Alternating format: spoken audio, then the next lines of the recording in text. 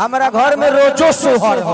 आज हम बात करेंगे खेसारी लाल यादव ने जो विवाद किया है स्टेज शो के दौरान उस पे, जो कि यह वीडियो पूरा डेडिकेटेड है, आप लोगों को पूरा समझ में आ जाएगा। आज हम दावा ठोक के कहतनी कि मरियो जो है तो ओकरा घर में सोहर ना हो। देखिए खेसारी लाल यादव जी, आप जो बोले हैं ऐसा नहीं बोलना था, क्योंकि आज आप पवन सिंह को बोले हैं। अगर आप थोड़ा सा सोचिए, अगर पवन सिंह की जगह पर आप होते तो पता है आप पर क्या बीतता। तो फोन निकालते और लाइव आते, हमको कोई सपोर्ट नहीं कर रहा है। तुम्हें शर्म है कुछ? इस इंसान को आप कुछ इस प्रकार से मानते थे। सवाल है मेरे पवन भैया का, तो ये पवन सिंह बाद में है, सबसे पहले मेरे पिता समान है ये। क्या उस इंसान के बारे में बोलना सही था? आज हम दावा ठोक के कहतनी कि मरियो जो है तो ओकरा घर में सोहर ना हो।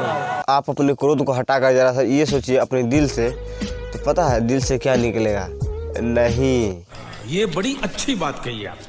जिस इंसान को आप इस प्रकार से बोले, उस इंसान के पिता का सपना था कि हम पवन के लड़का खेला ले।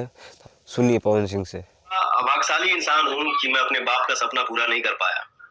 मेरे पिता बोलते थे कि बेटा हमके कुछ ना चाहिए, पवन के लड़का खिला ले तब हम चलियो जाए तो कोनो तकलीफ ना रहे। लेकिन मैं बदनसीब इंसान हूँ, बदनसीब बेटा हूँ कि मैं अपने बाप का सपना पूरा नहीं कर पाया। लेकिन हाँ, माई के सपना पूरा करब, तो चाहे जैसे होके, हमार माई बगल में भी है। उस इंसान पर क्या बीतता होगा आज? तुम्हें शर्म है कुछ? आज हम 100% कहते हैं कि इस विवाद को खेसारी लाल यादव ने जानबूझ कर कराया है, अंकल बोल के, और इसी प्रकार से विवाद कराते हैं और इसी प्रकार से कराते रहेंगे और इसी प्रकार से करते हैं कि मरियो जो है तो ओकरा घर में सोहर ना हो। इसी प्रकार से हमारा भोजपुरी मिट्टी में मिल जाएगा और ये लोग आपस में विवाद करते रहेंगे। ये बड़ी अच्छी बात कही आप।